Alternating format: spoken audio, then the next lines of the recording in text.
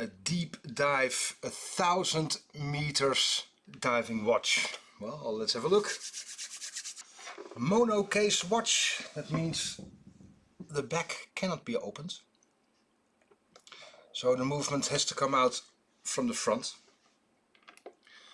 So that means remove the rotating bezel, but the thing is, already you can rotate it both sides. So this is a super professional diver's watch, a real tool for divers.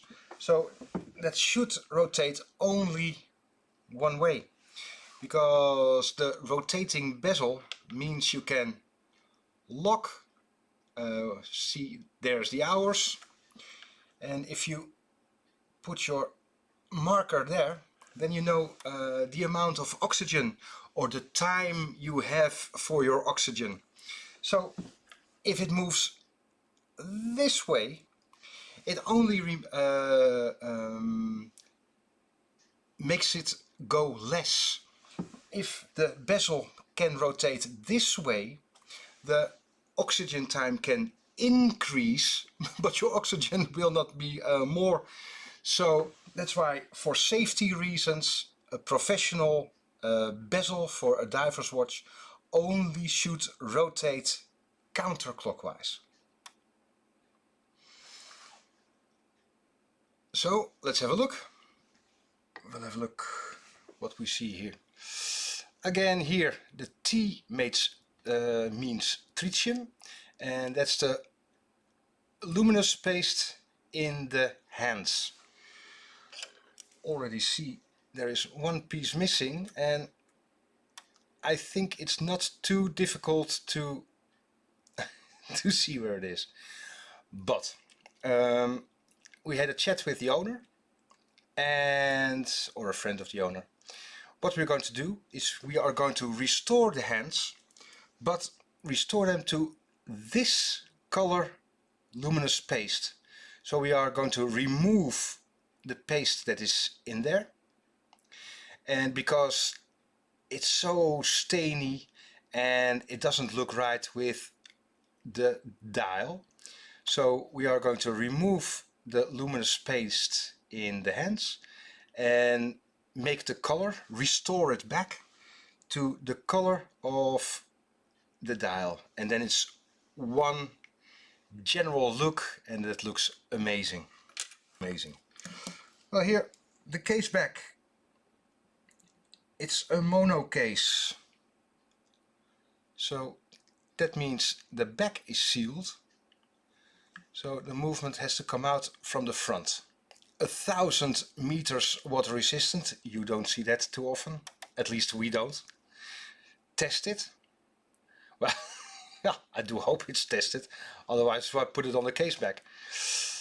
There is the WS 2110-2 automatic movement, sapphire crystal. Lovely watch. So let's remove the bezel and let's see what's underneath. So we already know there's something wrong with the click of the rotating bezel. And there we have the bezel. And if we have a look, we can see the retaining spring in here. And if we take that out, this is simply the retaining spring for the bezel. But you can see here are the teeth, and there must be a hole, because this is just the same as the Rolex. There we are. There's a hole in the case, and there should be the click spring for the rotating bezel, going one way, so you can only rotate it one way. And here we can see an inner ring, and that is retaining the movement in the case. Again, it's a mono case, so only comes out from the front. These indentations, I presume the crystal will come off as well. Otherwise we have to pressurize the case, but I don't think it's the case in with this one. And because it comes out from the front, it has to be a stem which can be detached. Otherwise you'll be unable to remove the movement from the case. So if your tweezer just underneath, there we are. It must be a two-piece. There's some grime, but you can see this is a two-piece stem. So we have to remove the, well, lunette. It's a rotating lunette around the crystal. Let's have a look. Now this push pin has seen better days. The teeth of the opener must be really in between and cannot overlap this ring there. So I really have to take care now to open this one. Well, why not show you? I used a simple opener. You've probably seen it before. This is Bergeon, but there are so many more brands. Of course we are completely independent, so we're not sponsored in any way. You can use Bergeon, you can use Horotech, you can use the Chinese ones which look very similar to this one. An important bit is this feature, and that is this nut. So if it's in there you can lock it with the nut and it cannot come upwards. On our YouTube channel Chronoglide we have a special about case back openers. Please have a look. I hope it's helpful because there are so many different kinds. But yeah, if you lock with this nut you have the least problems with making scratches. But you can see the teeth, they just fit the indentation. And now gently rotate.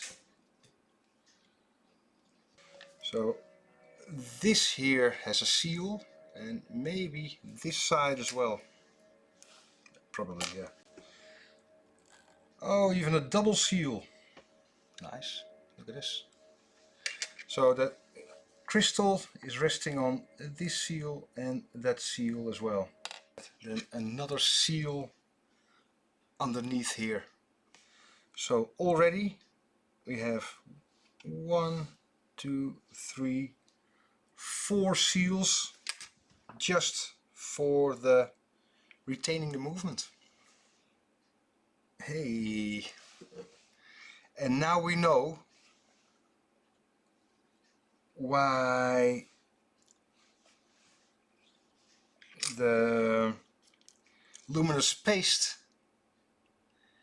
was tarnished by liquid, because look, this seal was flattened. Do you see that? It should be inside the recess, and here it wasn't. There, it should be like this, and it was like that. And now you can see a compromise for the water tightness. This watch is waterproof at 1000 meters. Doesn't mean 1000 meters deep in the sea. Or if you got your own watch which says 30 meters or 100. 30 meters waterproof is, well, deeper than the North Sea we are living on. That means it is waterproof for a thickness that relates to an air column of a 30 meters high, of I think a square meter.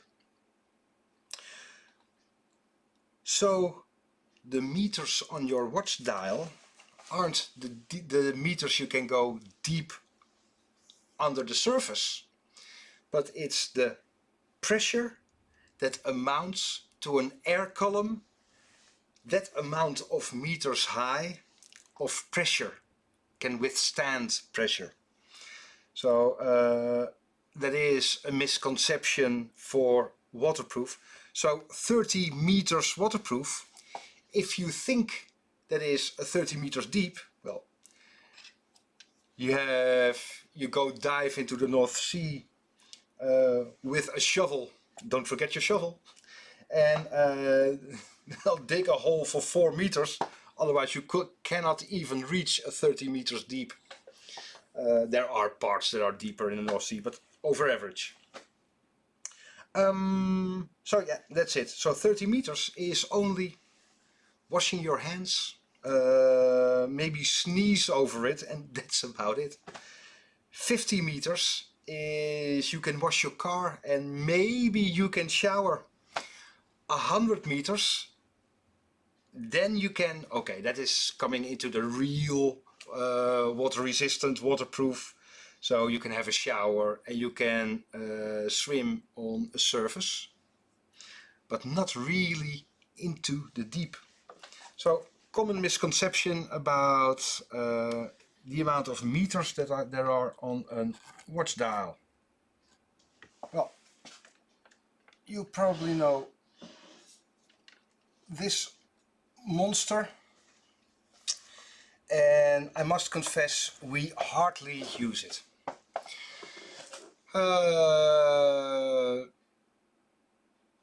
We only use if there's a leak, and mostly on chronographs, because a chronograph can leak via 2 pushers, the crown, the case back, the crystal, and maybe the lunette. So at least 4, maybe 5 different places where a chronograph can leak. So then it's nice to use this one so you can see where it leaks, because you see the air bubbles. And then usually we test it without the movement in it. This one, it's old but useful. Why not? Let's see.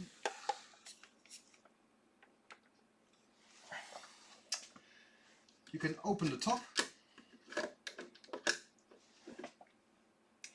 and there you can put in your watch case with the movement.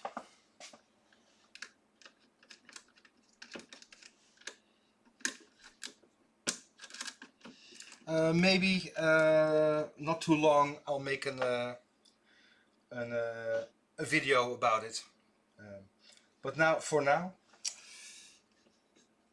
then with the watch case on top, so not submerged, you put in the pressure.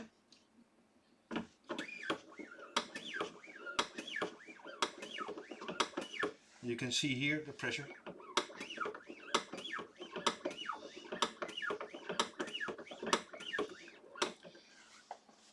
The pressure is there. With the watch unsubmerged but pressurized here on top, you leave it for about 2 minutes. So then, if there's a leak, the watch will have the same pressure as on top of the water. After 2 minutes, you submerge the watch and release the pressure at the same time. And that will allow, if the watch is leak, it is got an over pressure than the water. So if you submerge, the excess air pressure will go out. So in theory, that is why this machine does work, because if you submerge a leak watch case with movement, the air only can go out instead of come in, because there's the overpressure and then you can release the pressure while submerging.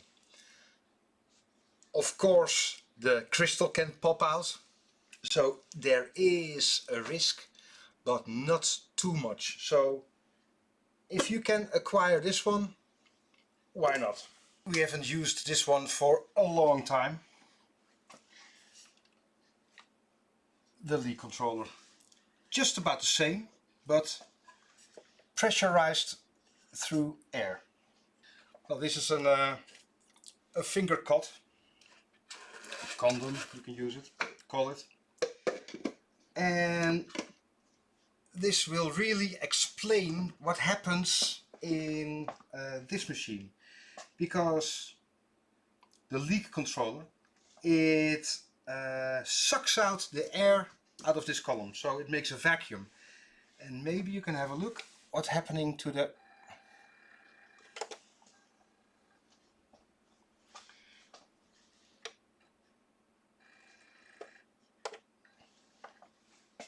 here you can see the pressure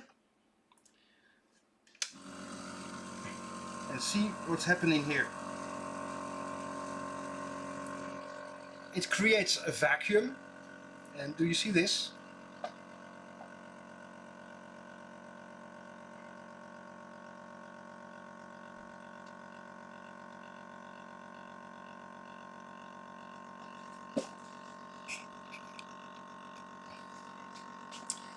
While it creates a vacuum, the amount of air inside the finger cut, it is expanding because it is in a vacuum. So same with the watch case, the air in the watch case will expand, so the crystal will move upwards. So that is why there is the micrometer. It only measures the amount of movement in the crystal. And now the air will go back. So you'll see with the micrometer it moves upwards, so the crystal comes up during a vacuum. If the crystal stays stationary, the air inside the watch case will get out of the watch case. So there's a leak. So then you won't see any changes in the height of the crystal. Simple as that. And this test is even more, well, serious. I'm not sure that's what the proper word for it is. More straining for the watch, because if you compress a watch case, the more you compress it, the more waterproof it will be, because you press all the parts into the seals. With the vacuum test, you pull the watch apart. So even for your crystal seal, it is more straining. So excellent test is the vacuum test. Well, I'll make a video of this shortly, maybe later this week. But we have the more advanced machine over there.